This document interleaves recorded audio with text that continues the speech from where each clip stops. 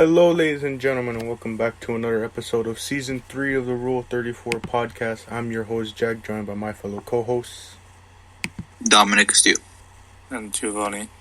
Alright, so we are back today. How have you all been? The things have been pretty Pog Championship as of the last 2 days of the K-pop saga. Well, which isn't much, I'll be honest, but I guess this is technically my first ever time attending a K-pop concert. But yeah, I think you should clarify. What do you mean? Go into detail. I mean, you didn't willingly attend a K-pop concert. You worked at a K-pop concert. True. I mean, yeah, I guess, but I mean, I was able to see the concert for free instead of paying. And not only that, but like get the view from the luxury suites, which is the specific section where I work at. And for those who don't know, the luxury suites on just for the suites themselves, it's around $2,000 per event. So, like, let's say if you wanted to attend the K-pop stuff, which was a 2-day event, that would be $4,000 in just the suites alone. That's not including food, drinks, and the ticket itself, and anyone else you might be thinking of bringing along. But aside from that, I would say that the fans, the K-pop groups that attended yesterday and the day before, the hectic, I guess, feedback that I was looking at the whole time I was working, I would have to say it was very, very intense. I mean, just to put it into, I guess, a short story, the majority of the time we were there, a lot of orders came in through. So what I would have to do is just constantly run back and forth from the kitchen down to the clients to serve them their food, their drinks, any small little commodities I have to serve upon as well. However, every time I would be into those rooms, there's no sound, because us outside of the rooms, there's soundproof panelings just so we don't, have to suffer any sort of communication errors, because if it gets loud outside, it's difficult for us to even hear ourselves. So once we're inside of the suite serving the food and stuff, and sometimes we might have 2 or 3 people serving up food, just in case if we have to rush just to get things done. The amount of because this is technically my first ever concert, technically speaking, the screams were so loud, my ears just started ringing every time. The groups would say, how are we doing LA, and can I get a scream or whatever? And the screaming was so loud. But we got through it. Those 2 days were pretty hectic. It was just constant, just running back and forth. Nothing too insane has occurred, per se. I was able to finally drive my vroom car down to the parking spaces offered for free at the crypto arena. So I guess that's a given. I was able to see 2 groups close face to face. I didn't say hi because I don't know. But it was kind of weird seeing them up close as compared to far away from the stadium seats. And it felt kind of awkward just looking at them. Just they had their costumes on. I'm pretty sure there was one group that had leather jackets or something like that during the rehearsal hours. And I just stared at them. I didn't wave or nothing because I don't know. I mean, also I don't think we can legally do that because that's against the rules. We can't really just go say hi, hello. It's a bit against policy. But it was interesting. There was a lot of people waiting outside hours before And what's funny is that there was still a huge line, like I think an hour still into the event. So as people were missing out on like some of the singing, the people were still outside waiting just to get inside. And yeah, that's been pretty much the 2 days. This upcoming week, this week, my bad. This week we have a 3-day event with Monster Jam monster trucks, which will be pretty interesting. I just hope. I do wonder how the monster trucks don't ever hit the people and potentially cause injuries and maybe even fatal death, because those are monster trucks, literally right in front of the faces of the people. So that'll be also my first ever, I guess, event attending a monster truck monster jam, or I think that's how it's called. But yeah, I gotta say, and also they did play that one Maniac song that did sound pretty bad when it first started. I swear I heard it, and nothing came different out of what I've said before about it. It still sounded just, when I said Maniac, and then the crowd just goes wild. It hurt my ears a bit, man. I can't lie. Oh man, we were talking about that. Well, it came up in yesterday's podcast too. Yeah, it was most interesting time. how about you? I'm pretty sure these guys are gonna be going out around through different stadiums. I'm not sure if they're gonna be coming back, but if they do, I'll let you guys know. So this was pretty much, I guess, the start of the hectic events. Because soon in September, we're gonna be having Kendrick Lamar, and which is gonna be pretty crazy. And then in October we're gonna have the Lakers and stuff like that, and that's just gonna be even worse. But that means more days, more monies, more happiness, I guess. Yeah, You get to meet LeBron. I get to meet LeBron James. Oh man, Gio, real quickly before we get into how you are doing, did you see recently on Instagram LeBron started playing into the whole nicknames? What did he put? Like, he posted something and he said like what did he say? Like, no, it wasn't Le Hairline. What was? Oh, he was like, oh, where's Le Waldo? Because there was like a huge crowd, and he was like saying like where, like you had to look to see where he was, and people were like busting up that like this man's starting to get in on the jokes about his name. I don't think I saw that. I saw a lot, like on Twitter. I saw a lot of people just, I don't know, like the usual meme.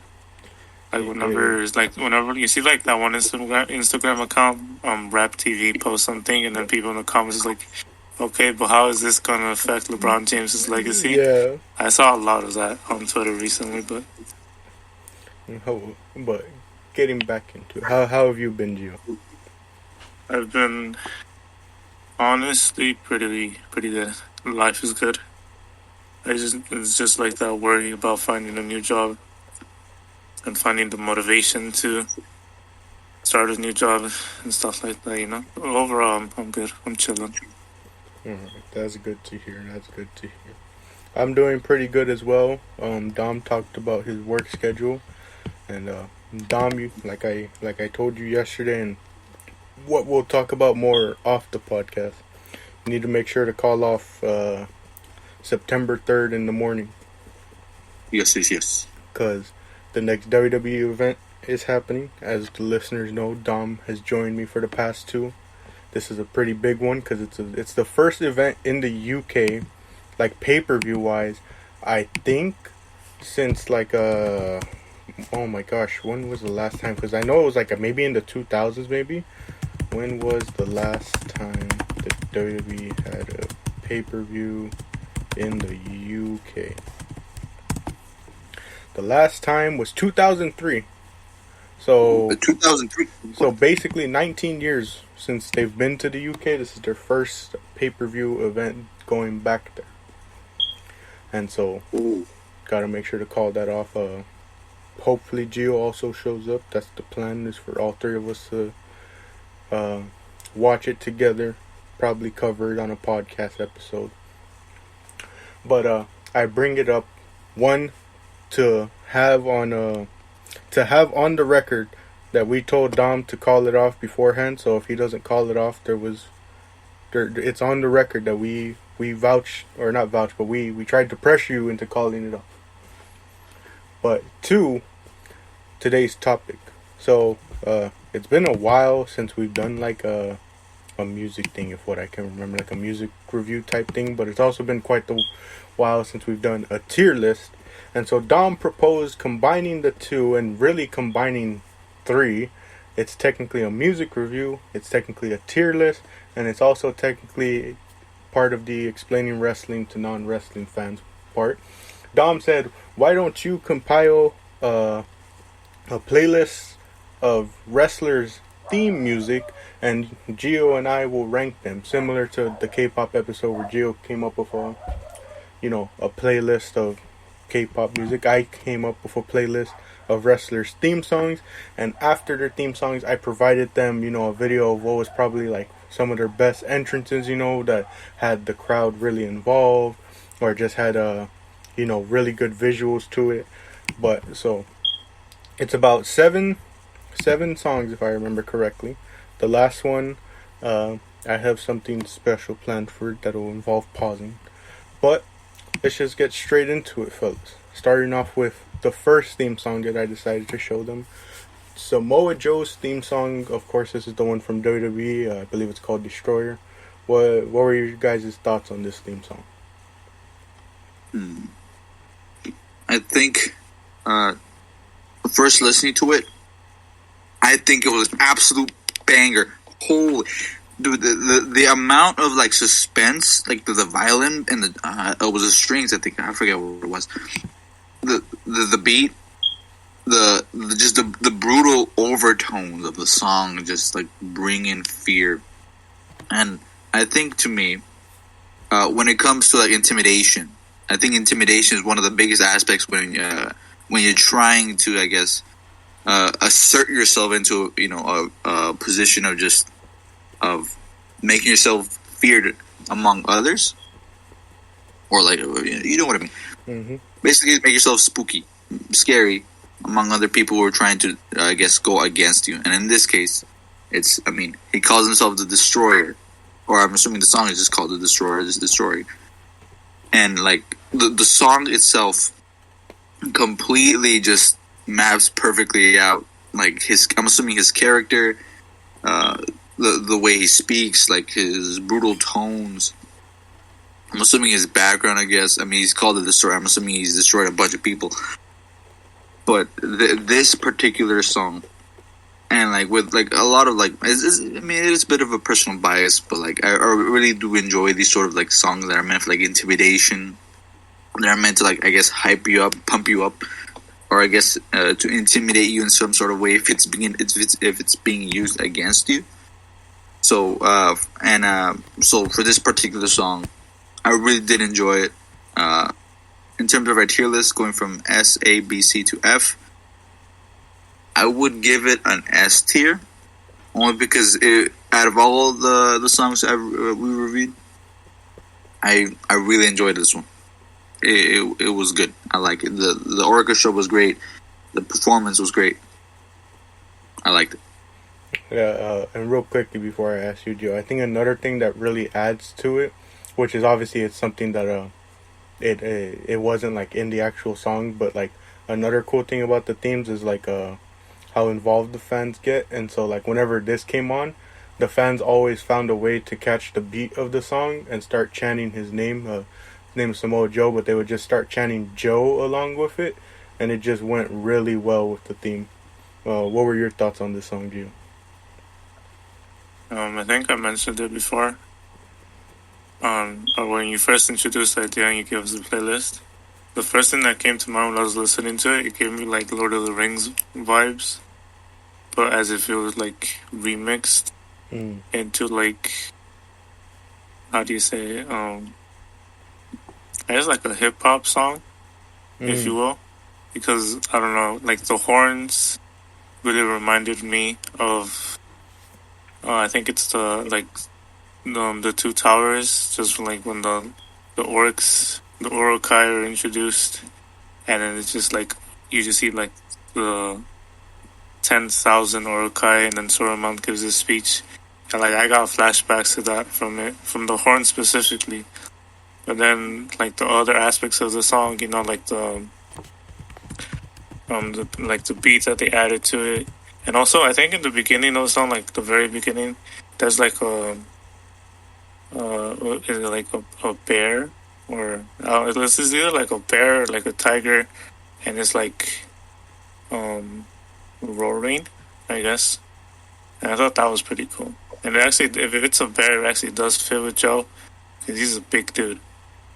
And I don't know, it's very like, it really does feel like a WWE entrance theme song, because you just kind of like, while you're listening to it, you automatically start imagining like a person entering into the stage.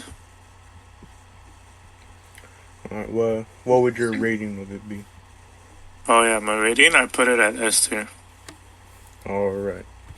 And so our next one is Shinsuke Nakamura's theme, and I know Dom, maybe he doesn't remember it too well, but he definitely should kind of have certain memories of this, because like I mentioned to him, our teacher Mr. Solis, on our podcast with him back in high school, he would play this theme a couple times as the intro, because he would always alternate between certain wrestlers' themes on, but he used to play this one. What were your guys' thoughts on not only just the song in general, but then seeing again like how the crowd got involved in his entrance, singing along with it? What were your guys' thoughts and ratings for this one? Oof. Personally, for this one, I wanted to like it. The I guess the overall introduction was pretty cool. The violins were pretty nice. But for some reason, for this one, I didn't grasp. I'm assuming I want to say I'm missing something, but I didn't enjoy it as much as watching Samoa Joe's theme song.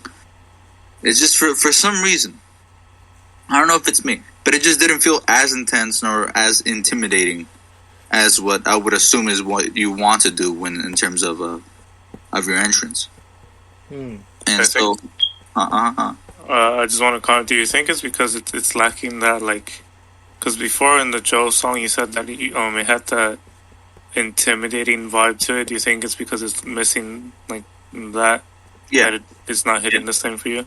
Yeah, personally for me, as it is a personal bias, I personally did like Samoa Joe's more because it caused fear and it induces fear, and for I don't know. I just know for Nakamura, it felt I guess exciting. I would say it would be exciting for his entrance, but just not intimidating. Like you would be excited to see him, like wow, look at him, but it wouldn't. I wouldn't like be wowed by it. I'm like, wow, holy, like this guy's about to beat me. I think his just quickly, I think his style is definitely like a lot more flashy. Like when I listen to it, it doesn't hit the same as the Joe one, because when you listen to the Joe one, you're like something like bad is about to happen. Like like you get that like aura from the song. Yeah, but for Nakamura, it's kind of just like I guess more flashy, basically. I think the contrast I'd give it, and because like I've seen the two go up against each other like many times, the contrast I can probably give it is that the comparison I can give it is that like Joe is the final boss and Nakamura's music is like the hero of the story type thing fit. Yeah, like when you see the two of them go together perfectly. Yeah, if you've seen like their matches and the two of them go together, like that's kind of the vibe you get. Is Joe's this final boss and Nakamura's the hero that's been built up to defeat him, But what were your guys' ranking for this one be? I don't want to be too harsh, but I'd give it a B. That's just me. A B? A B. Like Barry B. Benson from the B movie. That's honestly, I was not expecting it to be B. I was like maybe A, because A is kind of, you know, still fair. So I put it in S tier because I really liked the song. It gave me how do I describe it? Like you see like those gameplay trailers when they put like a soundtrack to it, and it Mm-hmm. just kind of shows like the overall like vibe of the game. And, like it gave me those, and I really like soundtracks like that. So I put it in S tier because it's because of that and like the violin. I have a weakness for violins, dude. Like anything that has to do with violins, I'm gonna put it in S tier. But to put it in B, that seems a bit harsh. At least A, but it's definitely not a B. B. But it's just not a B, dude. What are you doing? Jack, what about Izzy. you? B. Oh man. Well, hey, it's his opinion. I don't necessarily agree, but that's the beauty of this show. But keep it rolling. Maybe speed it up a bit. The next one is Oscar. Now Dom knows that this is my dad's favorite, so Dom obviously has the warning always of tread lightly, or he may be banned from the house. Okay. For Asuka's theme, I personally did like it a bit more. As we've noted, it is pretty flash. It's not. I wouldn't say it's 100 again intimidating as Samoa's, but I mean it was. I enjoyed this one. I enjoyed this one a little bit more than Nakamura's. I like the little what was, I'm not sure how you call it, the little guitar riff. Like the, you know you guys know what I'm talking about, the little Yeah. Yeah. something like that. Did you listen to this one with headphones, Dom? Yeah, well, headphones. Yeah, Did you hear how loud it was when you played it on YouTube?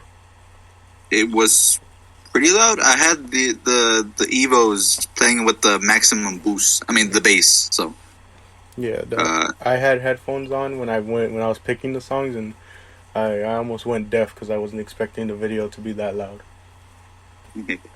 but yeah, it was pretty loud. But I enjoyed it because it's loud. I enjoyed it. For Asuka, I think the theme here, I enjoyed it. I'm not sure what it's meant by the future. I'm pretty sure the lyrics are saying something about something. But I enjoyed it. Oh, what happened? Her nickname is the Empress of Tomorrow, I believe. Oh, Like that's the nickname they give her. I'd have to do better research to kind of fully explain what that correlates to her gimmick and stuff. yeah. But what would you rate it, Don? I would give it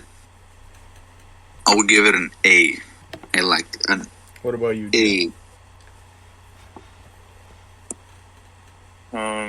I really like this one too. The guitar, or like the heavy guitar, that's reminded me of a different song, and it was giving me the same vibe. It's like Joe's. It's kind of intimidating, but like in a different way, which is it kind of just adds to it. And I watched the entrance and like her mask. Like I don't know, like something about her mask just made me very like It was unsettling. yeah, and I really liked it. Like her whole vibe entering the ring was just it was like amazing. I gave this one an S too, and this is the last S for me out of the ones that you gave us. Yeah, It was really good. real quickly, because I don't want to take up too much time on this episode. Like I explained to Dom, she's a really good performer because and wrestler overall, but she's really good at fully portraying the character that she has. Where you, like I explained to Dom, you never kind of see a peek behind the mask of her character and her gimmick. Like you don't see any aspects of her real life persona when she steps out in front of a crowd. Like from her entrance to her promos to her matches, you never get a glimpse, and that's what makes her kind of so good, is that like she pertains that image without breaking that sense of like reality behind it. Our next one is Io Shirai. What were your guys' thoughts on this one? Oof. Oh, and Dom, to give you Uh, more clarification, I should have told you before. This was the one that appeared at SummerSlam when we watched. yes. I gave this one an A because it was good, but I just didn't like it as much as like the previous three. And I don't know, just like the whole like sonically, the theme song is just like I don't know, I'm just not into that kind of sound. But her entrance was still great. She was like she was very energetic. She was moving around a lot, and I don't know, like yeah, it's in the A for me. What about you, Dom? Personally, I didn't enjoy it. I liked the entrance a lot. It was pretty intense. But it just I don't know. I just didn't enjoy it as much. It wasn't as intimidating. The entrance itself, like, I bet in person would be insane.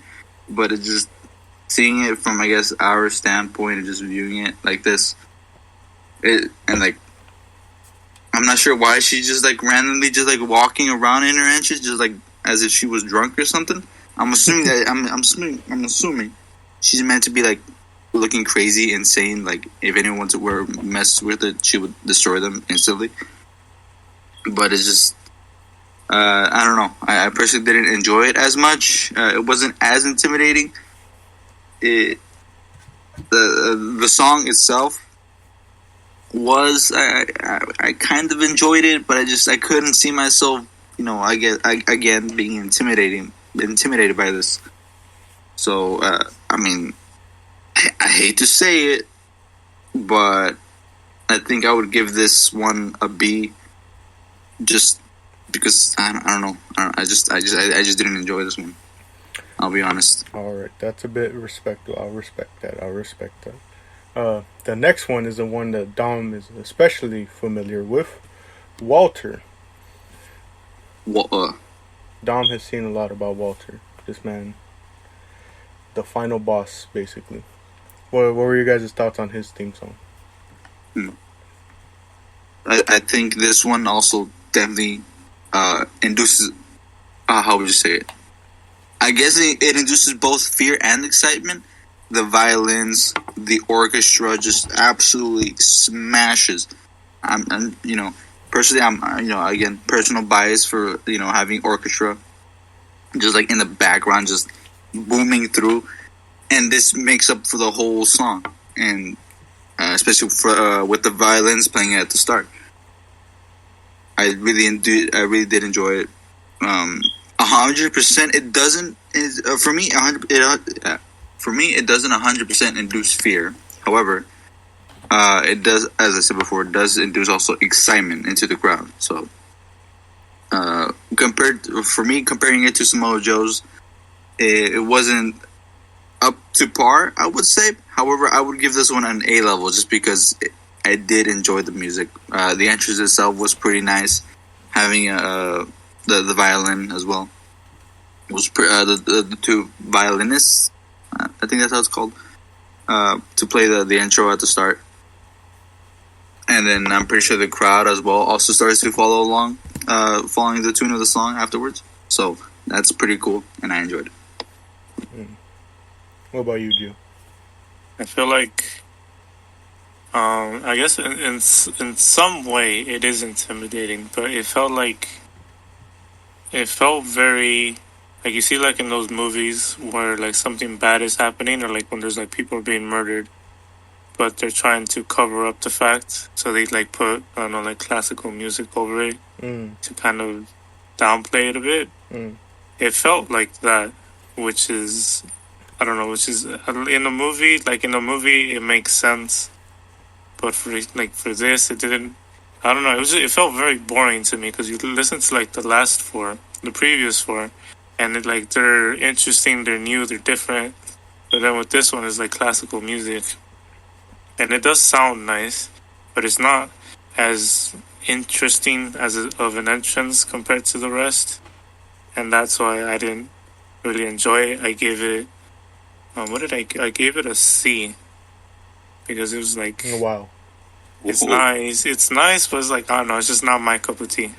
Well, it's funny that the comparison you gave about like trying to hide the fact that a murder's happening in the movie.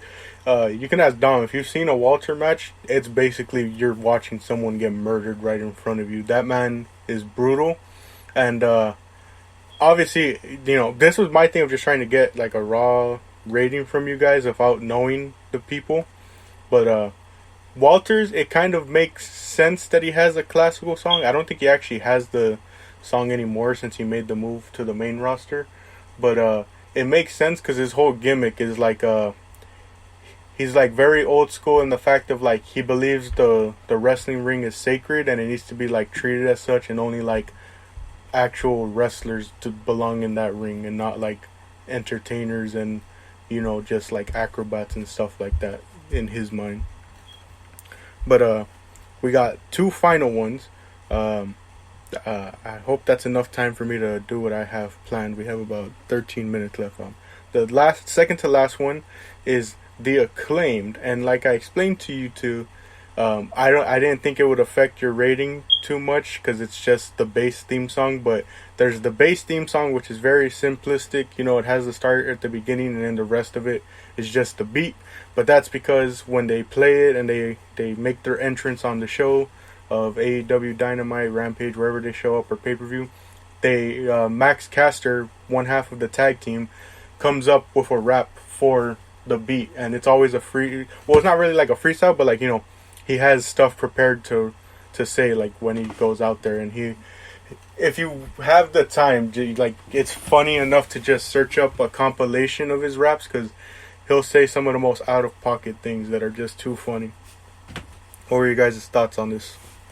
I watched like you linked us a video with it, and I watched it, and I do agree, bro. Some of the things he said were definitely out of pocket. I was like, yikes. Well, not like he's not on the same level as like the WWE before, but it's still kind of out of pocket. And I'm not a fan of this. To be honest, I put it at C because I didn't like it. What about you? It felt gimmicky. What about you, Dom? I kind of enjoyed it. If it was an actual freestyle, like just thought, not like planned, especially the second video, which for some reason mentions a forbidden word. I just thought it was. Is that the video? Oh, sorry. The explanation for that is that was a Forbidden Door pay-per-view, which was a collab event between AEW and New Japan Pro Wrestling, and the wrestlers in the ring were from New Japan Pro Wrestling, which is why he makes that reference. Oh, okay. Well, I mean, that kind of also adds on to the fire, as I'm assuming I would assume that the Japanese wrestlers would understand what he just said. Yeah. I mean, just to let y'all know, hentai for us means something else completely different as to what they know, because hentai means pervert in Japanese. Anyways, I enjoyed the rap. I wonder if it's that much of a gimmick as compared to if other wrestlers have rapped before. Have there ever been other wrestlers that just rapped? John Cena was one of them. I remember John Cena.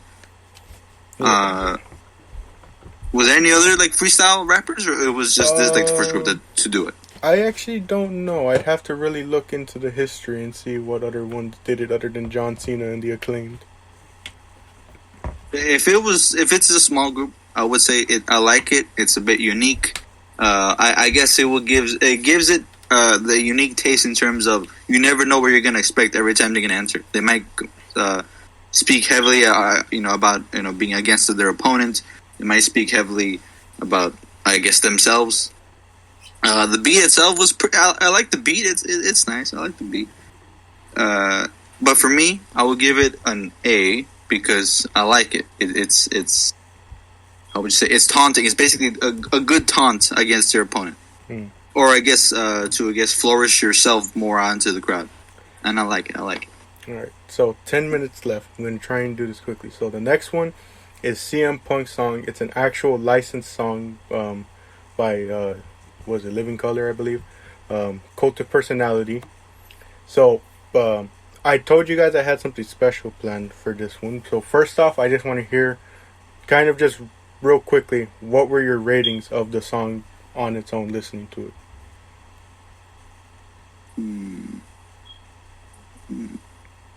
F. You put it in F?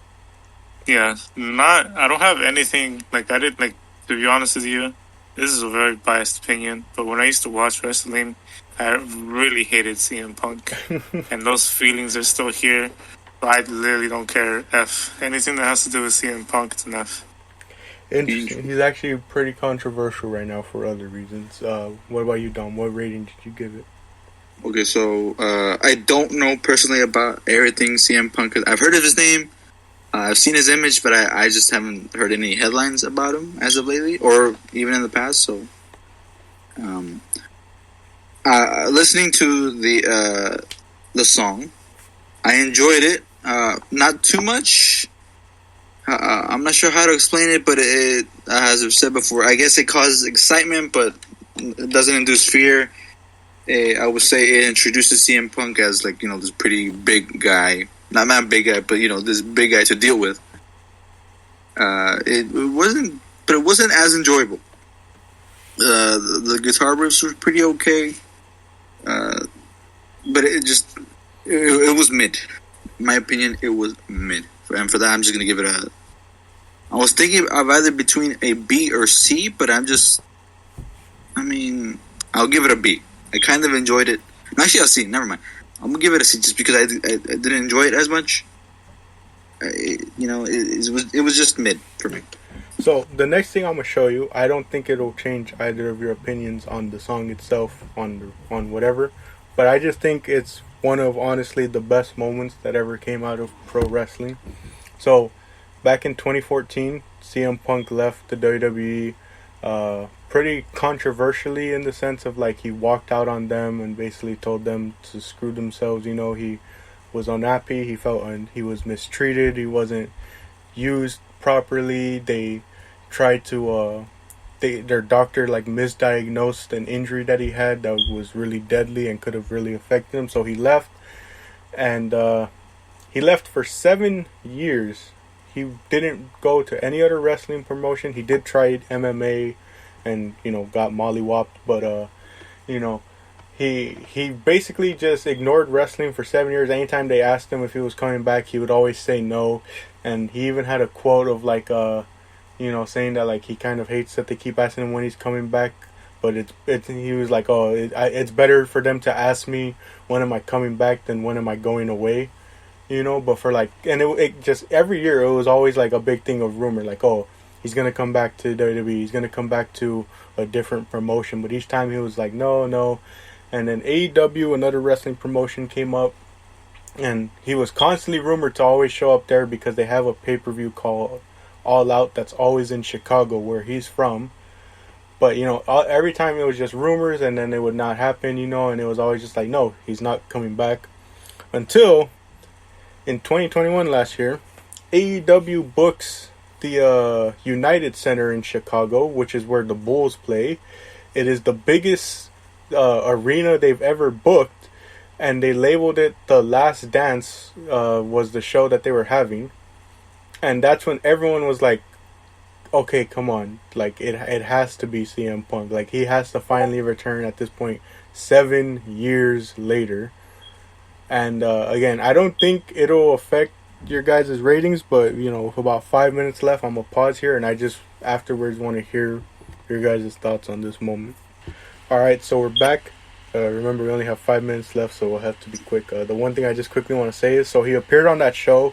It's only a 1 hour show. It's a AEW Rampage, their show they have on Fridays, and they basically confirmed that, like, they just let him go out there, and the rest of the show was going to be built off of whatever happened. So, like, they let him go out there with a live mic, let him say and talk for however long he wanted, and then whatever was planned for the show just had to work with the time they had remaining. But so, again, I don't think it's going to affect your ratings, but what do you guys think about that moment? Because I got to see that live, watching it here in my house, and it was pretty insane to think that after 7 years he actually came back. So it's a very feels good man moment. Because I don't know, whenever like you see stuff like that, when like the return of someone, and then you just see how much love the people have for them, it's like it just you can't help but feel good for them. It's very wholesome, and to be honest, it does change my rating because I'm gonna put him as B. He's like my only B in my tier list, just because of that. What about you, Dom? Okay. Yeah, I would have to agree with Gio with this.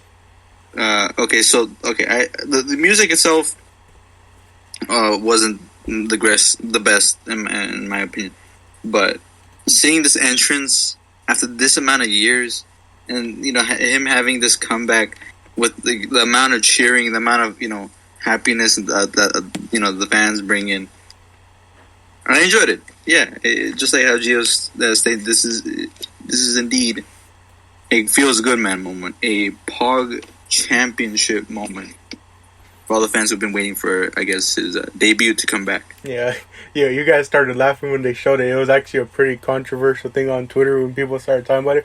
What someone in the crowd starts crying at the fact that this man's actually back, but that just kind of goes to show the level of connection. Man crying over him.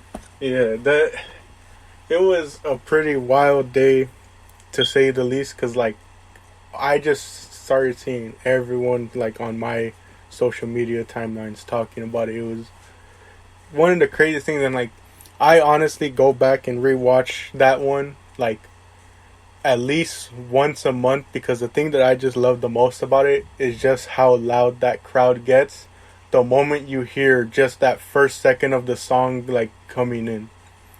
Like it comes in with that little like static sound, and the moment they hear that, they don't even have to see that it's him coming out. They just all go crazy for it, and I think that's like it's really one of the best moments in wrestling I've ever gotten to see. It's definitely legendary stuff.